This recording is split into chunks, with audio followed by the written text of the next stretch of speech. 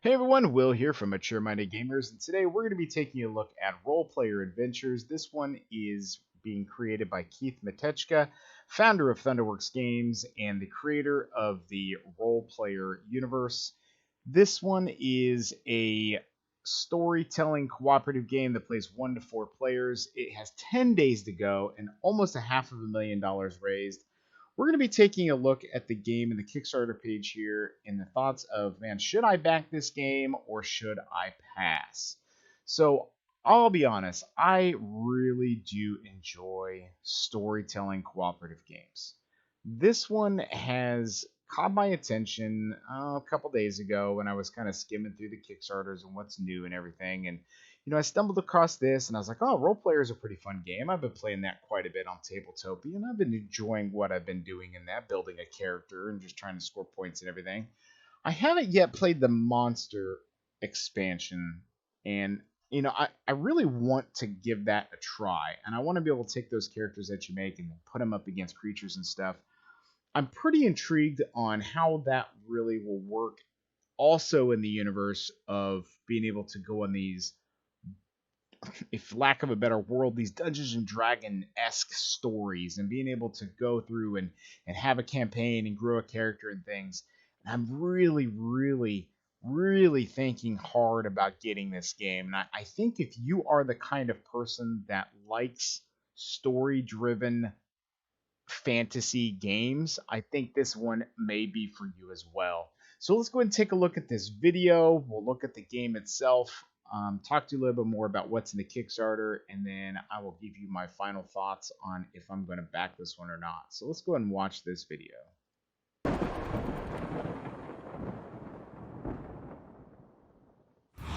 It's the close of the Dragul invasion, but new threats arise to jeopardize your victory.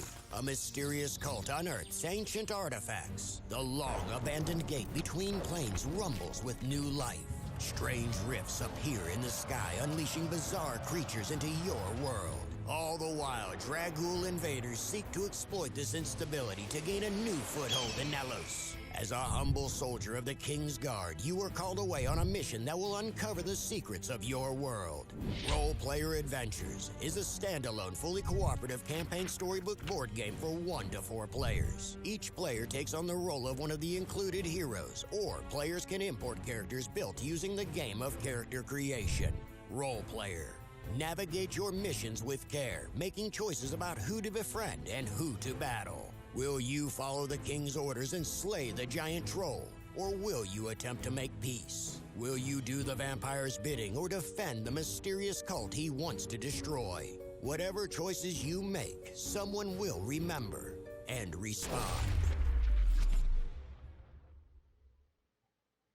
Now that's pretty cool. And I think if you like decision making and oh man, I mean, I'll be honest, it really reminds me a lot of when it comes to that storybook and stuff, Tainted Grail. And the reason I say that is, Tainted Grail had, if you do this one thing, you may get this title or you may get a specific reward that you got to jot down in your journal. And then when you go back and you're playing, going into an area, it may say if you have this, you need to go to this page and read this story.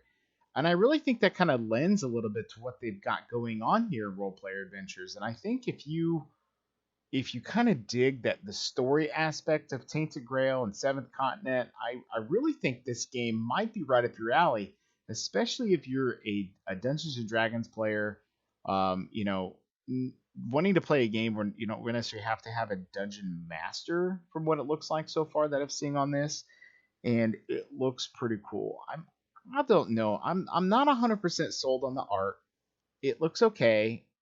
Yeah, I don't know if it's that mix between the big eyes and I don't know. There's just something on the art while it looks okay, it's just not. I'm not in love with it.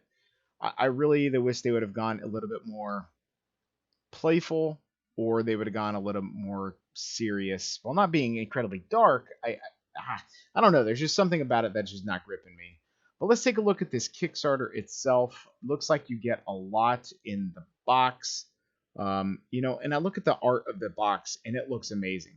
But then I look at the character cards and I'm just like, oh, that, I don't know, it just doesn't look very cool. Maybe there's just a different artist that did two different things, and I'm just like, gosh, I keep going back to the art. But anyway, so we got a lot of content in this box here. You got 12 storybooks. You got it was 140 cards in here, and then there's also the expansion that you can get depending on what you pledge for. The $100 you're going to get the base game as well as all the unlocked stretch goals, and then the Immortal Knight you're also going to get the Nefarious Judgment expansion. So I mean, for 35 bucks, you might as well go ahead and get the extra 12 storybooks. I mean, look at this. Oh, that art looks really cool. That art looks okay. I mean, it's just a completely different world in between what that art looked like. Stretch goals here, you got you got the funding goal of 100,000, 150, you get a digital surprise. You get 200 component upgrade, full color on the journals, a couple more pre-gen characters, kind of looks like a Dragonborn.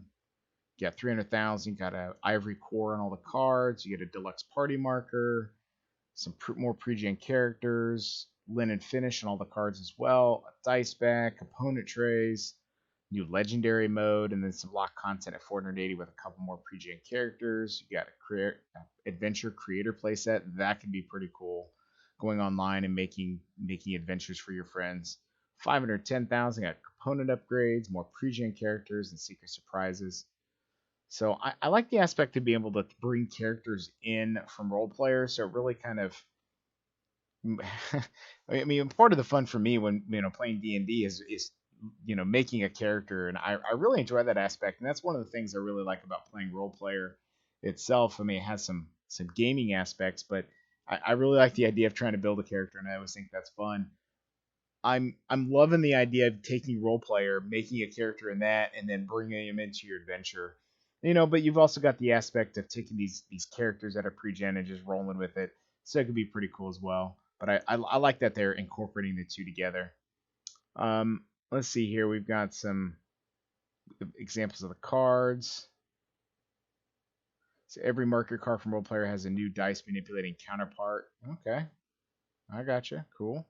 Inside the box, you got 6 double-sided adventure maps, rule book, skill book, 12 storybooks, Tomb of Encounters, 10 sheets of the party journals. I'll probably have to make some photocopies of that. 4 character sheets, probably the same quality as role player itself. A pad of character inserts, tons of markers, tons of cards, 144 market cards. That's just insane. Got all the pre-gen characters, 61 different enemies, some modifier cards, a couple player aids, which is always important. Dice bag, lots of dice, 36 attribute dice, 15 familiar dice. The player marker looks all right. I mean, I like the sculpt, I like the idea. Wonder what made him go with like a dwarf and a human. Yeah, I like it. I like it. I mean, it'd be fun to paint probably. I like the insert. I'm digging that. I like it when games actually give you inserts for the components as well. The pledge levels, again, we talked about the role player adventures base game for $100. That's $20 off the market suggested retail price. You get $135, $35 more. You get the Nefarious Judgment expansion. So it looks like that's going to be probably $45 for the expansion based on what I'm seeing here for the pricing. Wow, $400, you get everything from them. That's pretty cool. The role player products will be available individually in the pledge manager. Is important. You can download the beta rulebook, which is awesome. Get some gameplay examples down here.